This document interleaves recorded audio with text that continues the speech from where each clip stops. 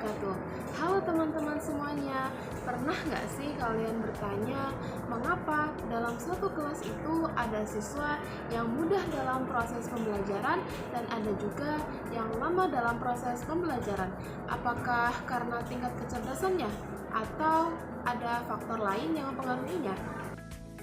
Di sini kita akan membahas salah satu ilmu yang sangat penting dalam dunia pendidikan, yaitu psikologi pembelajaran. Dengan psikologi pembelajaran, kita bisa mengetahui bagaimana seseorang belajar dan apa yang mempengaruhi keberhasilan seseorang dalam belajar. Yang pertama, apakah itu psikologi pembelajaran? Psikologi pembelajaran adalah cabang ilmu psikologi yang mempelajari proses belajar manusia, mulai dari bagaimana seseorang menerima informasi, mengolahnya, hingga mengingat dan menerapkannya dalam kehidupan sehari-hari. Dan mengapa psikologi pembelajaran itu sangat penting untuk dipelajari? Ada beberapa alasan mengapa psikologi pembelajaran sangat penting. Yang pertama yaitu membantu guru memahami karakteristik peserta didik. Yang kedua, membantu siswa menemukan cara belajar yang sesuai dengan dirinya. Dan yang ketiga, membantu menciptakan proses pembelajaran yang lebih efektif dan menyenangkan. Ternyata dalam proses belajar itu tidak hanya ditentukan oleh kecerdasan, tetapi ada beberapa faktor yang mempengaruhi dalam proses pembelajaran. Adapun faktor yang mempengaruhi proses belajar antara lain yang pertama motivasi, yang kedua lingkungan belajar, yang ketiga minat, dan yang keempat kondisi fisik dan emosional. Dan tahukah kalian teori apa saja sih yang terkenal dalam psikologi pembelajaran? Yang pertama yaitu teori behavioristik. Teori ini berpendapat bahwa belajar terjadi karena adanya stimulus dan respon. Contohnya, siswa yang mendapatkan penghargaan karena rajin belajar akan cenderung mengulangi perilaku tersebut. Yang kedua yaitu teori kognitif. Teori ini menekankan proses berpikir dalam belajar.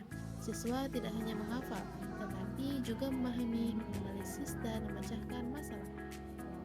Dan yang ketiga yaitu teori konstruktivistik.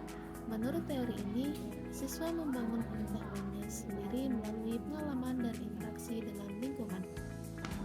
Dan ketiga teori tersebut masih digunakan dalam dunia pendidikan hingga saat ini. Dan bagaimana sih penerapannya dalam kehidupan sehari-hari? Dan psikologi pembelajaran tidak hanya bermanfaat bagi guru, tetapi bermanfaat bagi mahasiswa dan bermanfaat bagi siswa. Misalnya, membuat jadwal belajar yang teratur, menentukan metode belajar yang sesuai, mengelola motivasi belajar, dan menciptakan suasana belajar yang nyaman. Dengan mengetahui cara belajar otak, kita bisa belajar lebih efektif dan tidak mudah merasa bosan.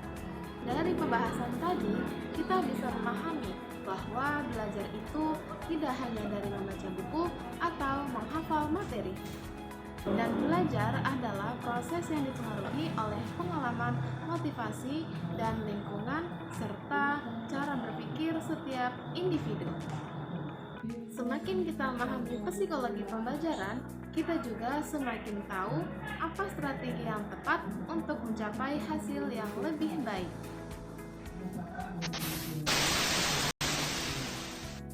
Kalau menurut kalian video ini bermanfaat, coba klik like, comment, and subscribe. Dan tuliskan di kolom komentar menurut kalian faktor apa yang mempengaruhi keberhasilan seseorang dalam belajar. Cukup sekian yang dapat saya sampaikan. Saya pamit undur diri. Wassalamualaikum warahmatullahi wabarakatuh. Budek dan sakit kepala, datang kapan saja.